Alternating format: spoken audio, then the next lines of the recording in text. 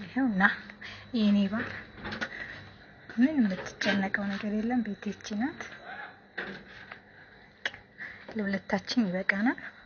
ምንም የምታወጣው ነገር የለም። ብትመጣ ይሄው እዚች ጋር ያንተ ናት፣ እዛች ጋርም ያንተ ናት፣ ያም ያንተ ነው። እኚህ ሁለቱ የኔ ናቸው። እኔ ላንተም አልሆነው ነገር የለም። አንተ ብቻ የት ነህ? ና አንተ ብቻ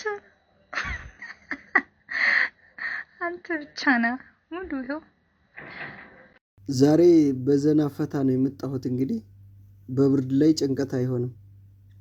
አሰላሙ አለይኩም ወራህመቱላሂ ወበረካቱሁ። ሰላም እኮች ልታችሁ ሰላም ናችሁ? እንግዲህ ከመሸ ነው መጣው፣ ችግር የለውም። ለምትከታተሉኝ ይሆናችኋል ቀን መደበሪያ። አቤት እንግዲህ እቺ ልጅ በጣም ተመችታኛለች ለኔ ማለት ነው። ፍቅር ካለ ይበቃል።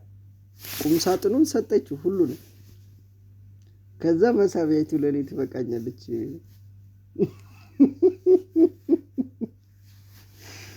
ወላሂ ማሻአላ ተባረክ። ወይና አንተ ግን ወይና እያለች ነው። እና እንግዲህ ቺኮች ቤት አበጃጅተው ወይና አንተ ብቻ ና የኔ ውድ እያለች ነው። እና ምን ትጠብቃለህ ወንድም? እንደዚህ ፍቅር ካለ ይበቃል። ሊ ሲመጣ ደግሞ ቤቱም አብሮ ይመጣና ይሰፋል፣ ሰፋ ይደረጋል። እንዴ የምር አንጀቴ ነው የበላች። ለኔ አትይኝም? ከሰፊ ቤት ወደ ጠባብ ቤት ትላላችሁ። እና የምር ተመችታኛለች።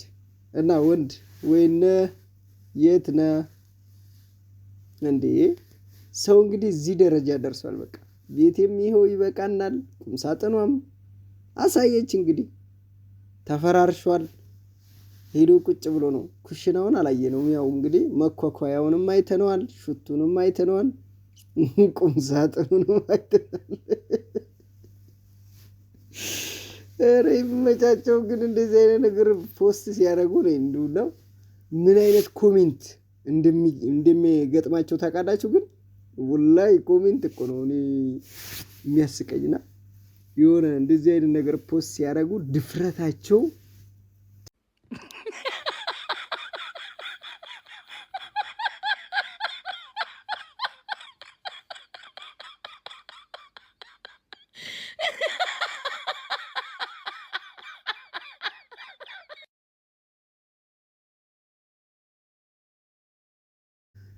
ይሄንን ደግሞ ምን እንበለው እስቲ?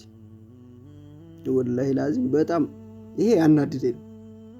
እንግዲህ በጎን ያስቀኛል፣ በጎን ያሳዝነኛልና በተለይ ሰሞኑን ተጀምሯል።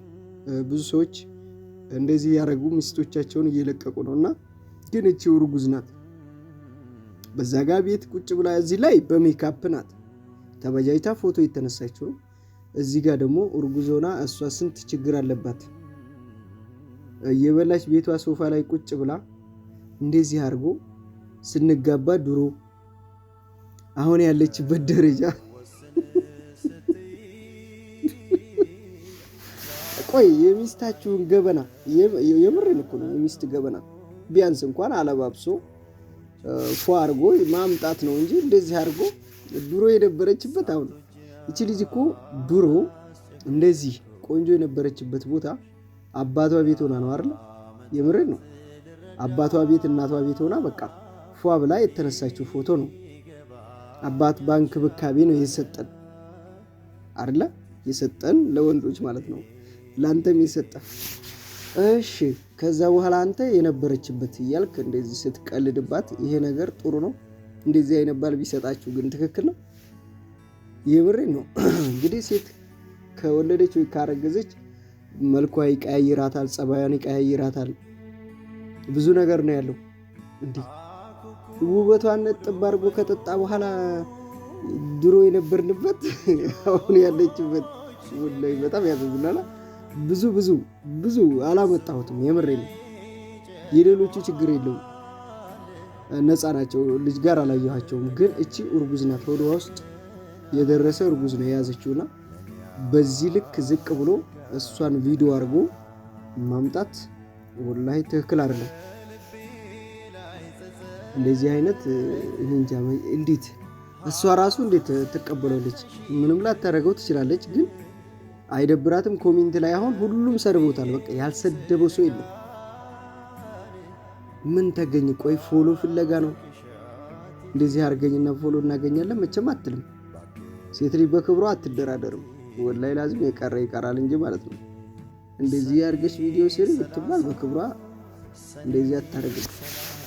እና ደግሞ ሆዷ ውስጥ የያዘችው ያንተን ልጅ ነው፣ አቅፋ የያዘችው ያንተን ልጅ ነው። እሷ አርግዛም እንደዚህ ብትሆን እንደዚህ አይነት ወንድ የፈጣሪ ያለ ወላሂ ይያዝላችሁ እንዴ! ይሄ እኮ በቃ ነገ ጥሏት ይሄዳል በዚሁ ከቀጠለች። ሁለተኛ ልጅ ደግሞ ስታረግዝ የሌለ ደግሞ ቃል አይደለ የልጅነት ውበታችሁ ውበት ይረግፋል። ወላሂ ነው የምላችሁ። አንደኛ ነገር ማወቅ ያለባችሁ በተለይ ሴት ልጅ ላይ ውበት ረጋፊ ነው። ውበትሽን ተማምነሽ ብዙ ነገር ለማድረግ እንዳትሞክሪ። ውበት ታጥቦ አይጠጣም። ወንዶች ለመጀመሪያ ጊዜ የቆመ ጡታችሁን ያያሉ፣ ዳሌያችሁን ያያሉ። በኋላስ አንድ ልጅ ስትወልዱ ጡታችሁ ይተኛል፣ ዳሌም የለም። የዛን ሰዓት ምን ልታረግ ነው? ጥላት ልጠፋ ነው ወይስ ልትደበቅ ነው? ስለዚህ የመጀመሪያ ውበቱን አይተህ ያውኑን አይደለም። የዛን ሴት ልጅ ስትይዝ ምንድነው ከበር ማድረግ ያለባችሁ? እንደ እናታችሁ ነው። እናታችሁም እንደዛ ሆና ነው ያሳደገችን እናታችን። እና ሴት ልጅ እናት ከሆነ ሲጀመር ውበት ጋር የመጀመሪያ እንትን ጋር እና ደግሞ መንገድ የምትሄደው ገና ምንም ያላየች ጋር መወዳደር የለበትም። የምሬ ነው። ያልወለደች ጋር ምናምን መወዳደር የለባትም። ውበት ረጋፊ ነው እና መተሳሰብና ፍቅር ነው ዋናው ነገር እንጂ አሁን ያለችበት ድሮ ያለችበት ይሄማ ከተደረገ ያው ለሁለት ዓመት ነው የሚሆነው።